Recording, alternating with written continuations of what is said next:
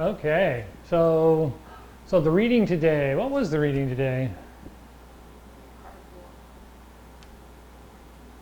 No? Divination? So divination, there's a couple of things about divination. There's divination that's based on facts, and there's divination that's based on tradition and or whatchamacallit. It's gonna be that, yeah, gonna be that kind of day for me. So it's just non-factual. There's divination that's factual, and there's divination that's non-factual. Like a lot of people do dice, yarrow sticks, they read the stars, things like that. They aren't really based on fact, they're based on just the ideas that we sense at the moment, and then we act on those senses, where a lot of divination is actually done on facts. The seasons change, the plants are growing or dying, so we're making divinations based on what's happening and on factual information. Well, that's more in the realms of imagination. We're using the information that we have on the past events, and we're imagining what the current events could lead to. It's kind of like reading the weather map and seeing that the radar says the rain is coming, but if you've watched them before, you can kind of tell when it's breaking up, and you can kind of tell when it's actually building up. So you can tell better than the meteorologist in some degree by using your own imagination and the previous facts that you have. So that's still considered divination to some degree. So the reading today talks about divination as being the divination of superstition more than the divination of fact and imagination. So we want to use the proper forms of divination at the proper times. So we're leading into the winter. In the winter time, we already know it's going to get cold, and we already know that things are going to happen. And so we have to make plans without really knowing what's going to happen. So we plan to have enough food, and we plan to have enough warmth, and we plan to have enough, resources to make it through the winter based on our divination. Well, so it's imagination. And the important thing about imagination is your decisions. Where divination generally means you're giving the choice to somebody else and saying, tell me what to do. And that's where we start drawing the line as to what's really good this time of year and what's not good this time of year. In the summertime, that kind of divination is fun, and it's fine, because generally everything is going to happen anyway. So, fine. A little bit of unknown guidance could be an adventure. But coming into the winter, we don't want that. We really do want to know for sure how we're going to manage the winter time and how that's going to work. Okay, so that's the basics out of the reading today. Any thoughts on that? No? Okay, so we touched on the idea that brings us to we're turning inward for the winter. We got to rely on ourselves more for the winter. We have to trust in ourselves more for the winter. And so instead of the energy being all out here and us able to rely on just the plants are growing, or there's going to be somebody to come by and we're going to go do something, that's less likely going to happen, and we have to rely on ourselves for a lot more things. And so as we do that, we need to look at the way that the chi in the body moves, because we have to keep that chi circulating in the body. In the summertime, it's circulating all on its own. We don't really have to do anything. But in the wintertime, we really need to think about how much movement are we getting and how much positive energy are we keeping circulating around the body. Otherwise, the darkness and the cold can cause us to become depressed. It can cause us to have seasonal allergy disorder. It can also cause us to become manic, depressed, not manic, but cause us to become depressed and have episodes of fear and concern and things like that. So one of the things that we talked about today in the reading is the idea of intention and imagination. And last week we talked about, and a couple of weeks actually, we've talked about the idea of the macrocosmic orbit or the microcosmic orbit, where the energy rises up the backbone, spills over the top, comes down into the organs as we exhale, and then fills up the loin and kind of connects to the ground at the same time. So we get that energy as we inhale. We want to feel it rising up the back, filling up the top of the head and moving to the front of the head. And then as we exhale, we want to feel it coming down the tongue, down the throat, filling the organs, nourishing and circulating in the organs, filling the loins, and then settling so that it can rise up the backbone again. So this primary exercise is a guided meditation for a lot of people. And we can do it with ourselves. We can just use it as a general practice. But it's not something you can do all day, every day, because we've got to be interacting with others, and we've got to be, moving and thinking about where we are and not just imagining that. And so what we want to do is we want to take that same idea and we want to use our imagination to fill us up and empty us out. Much like we're taking 2 cups with only one of them full of water, and we're going to pour it from one cup into the other until it's full, and then we're going to pour it back into the other and kind of isolate or oscillate the energy back and forth in the body. And that same thing is up and down. So in this case, we talk about the energy being in the upper half of the body and in the lower half of the body.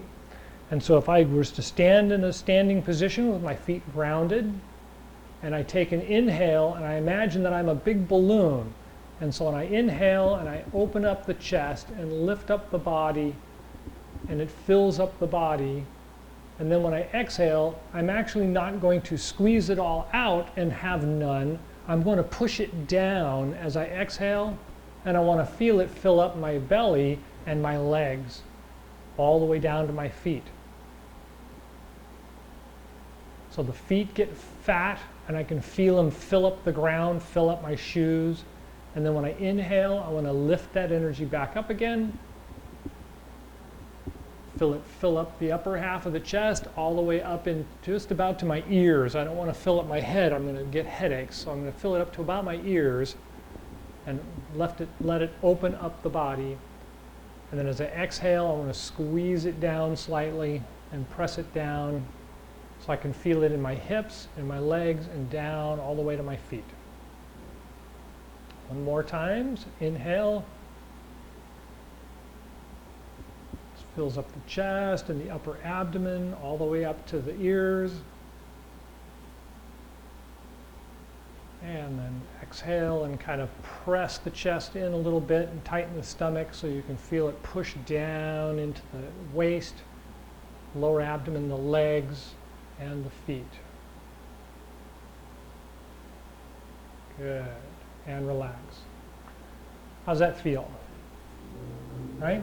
So that can be done lying down, sitting down, standing, moving. And once you get a little bit of that practice together, it's really easy to just let it happen in the background. So your day can go along by itself, and you can still feel that energy circulating top to bottom, back and forth through the body.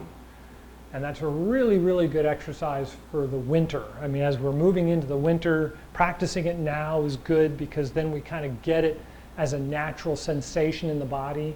And as we get to winter when it's really cold and we're feeling cold, we can do that a couple of times and the body starts to warm back up again because it's actually the intention in that exercise. The imagination is the feeling that we get, but that intention drives the circulation of the body and the circulation of the chi.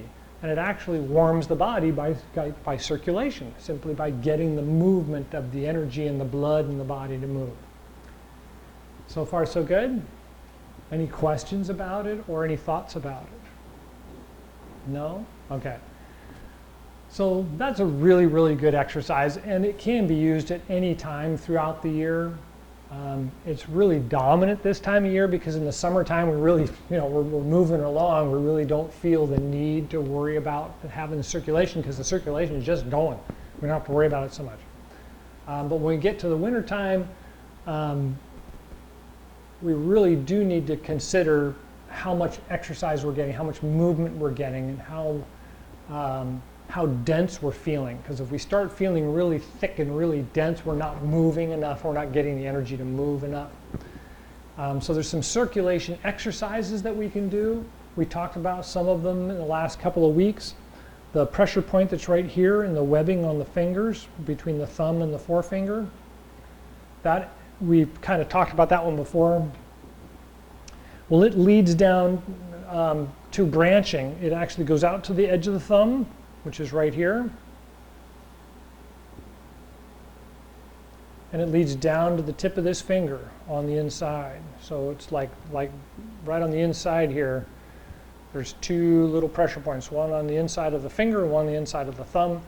And you can massage those a little bit, and they can really stimulate the body, the whole body, because they're very, very important points that have to do with the liver and the kidneys, and they regulate the energy in the body.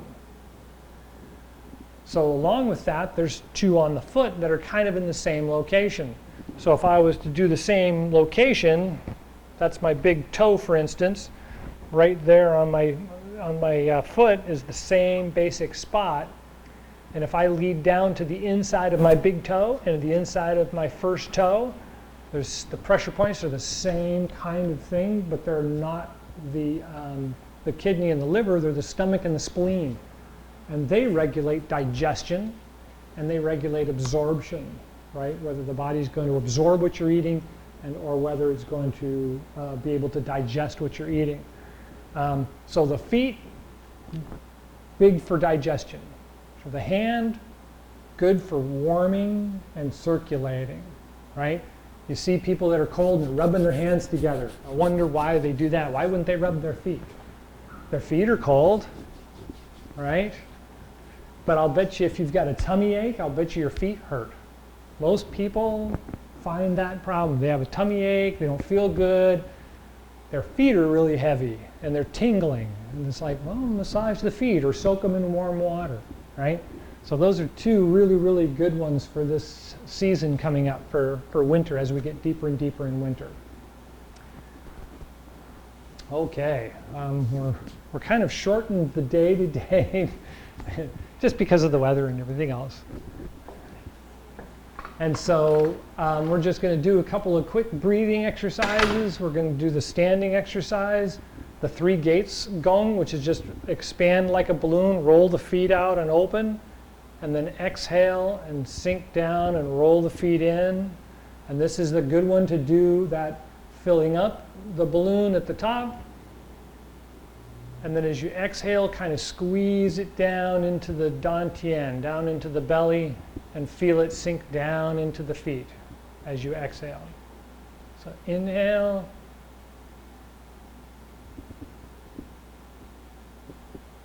Son. And exhale.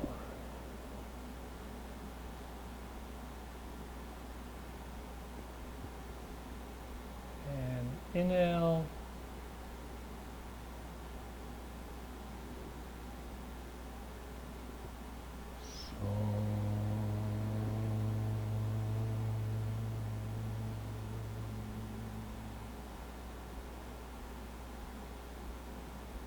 And again, inhale.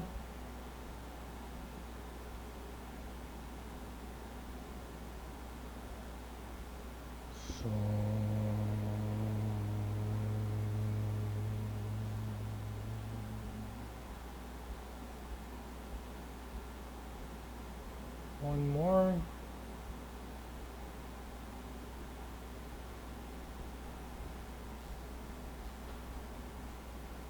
So.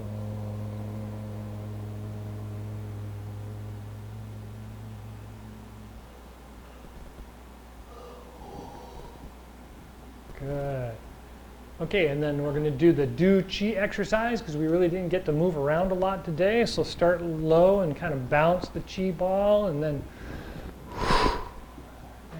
in the middle,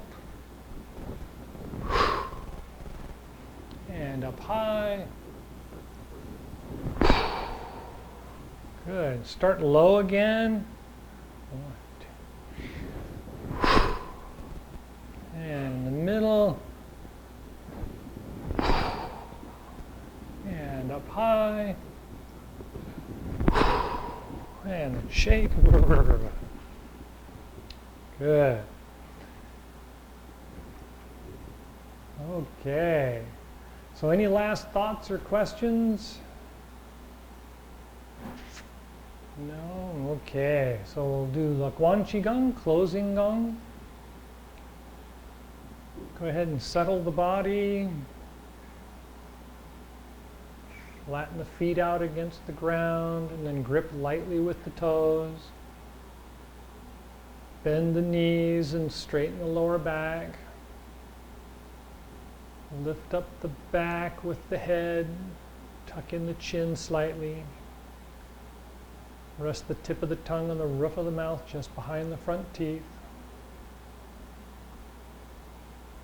Pull the elbows out and back slightly.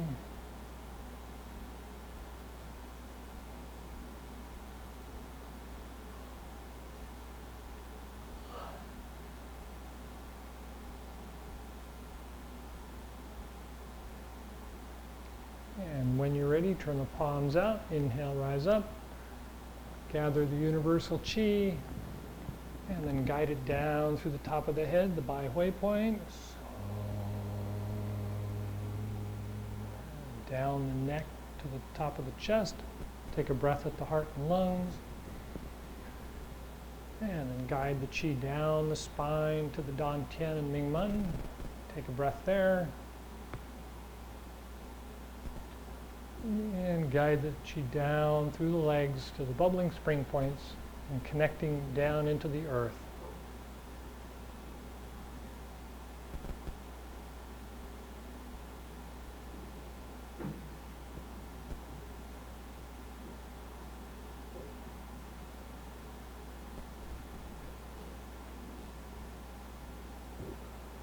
And when you're ready, palms out, inhale, rise up.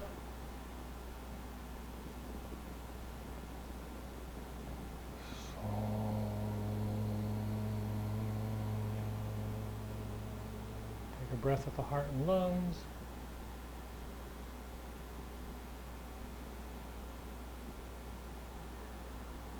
And again at the Dan Tian and Ming Men.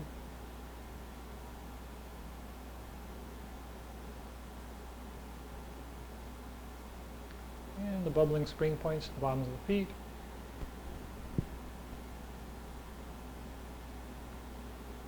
And take a couple more breaths and feel the energy sinking into the ground, just like huge roots from a tree reaching down into the energy of the earth.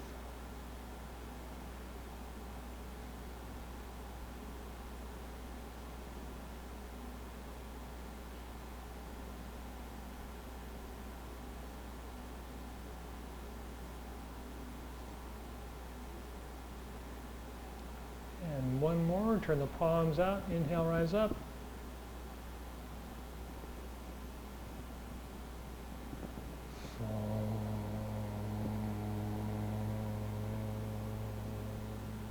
Take a breath at the heart and lungs.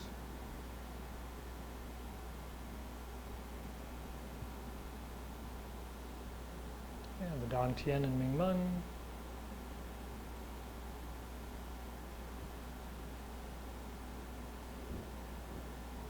And the bubbling spring points to the bottoms of the feet.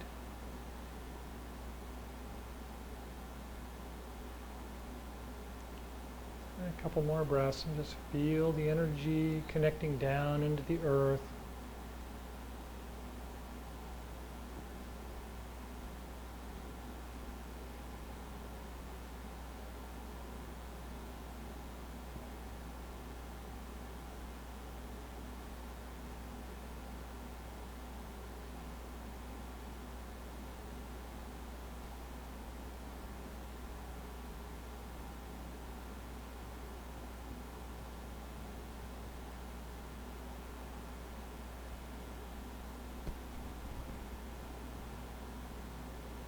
All right. Any last thoughts or questions? No. All right. Well, thank you for coming. Enjoy the rest of the day.